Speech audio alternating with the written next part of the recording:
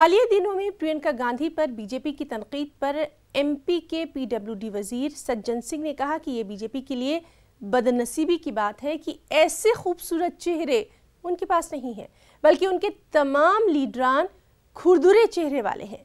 BJP के पास सिर्फ एक हेमा मालिनी है जिसे हर रंगमंच पर पेश किया जाता है। सज्जन कुमार के इस बयान के बाद सियासी गलियारों में सियासत भी गर्म हो गई है।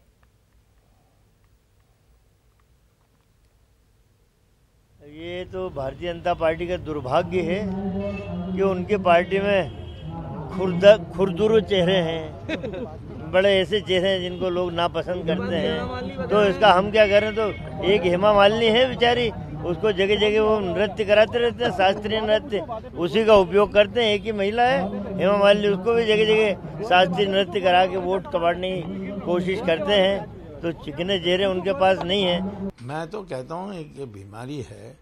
इन्होंने नरेंद्र मोदी की पत्नी के बारे क्या नहीं कहा। अब हमने तो कुछ नहीं कहा, हमने नजरअंदाज की, इसमें सत्य नहीं था। अब इसमें सत्य नहीं है तो कितना चिढ़ते क्यों है? तो इसलिए मैं ज़्यादा नहीं जाना चाहता हूँ। मैं इतना ही कहूँगा कि राजनीति में मानसिक स्थिति स्थिर होना चाहिए। ये असंतुलन में इतना जल्दी आ जाएं तो फिर राजनीति में नहीं होना चाहिए।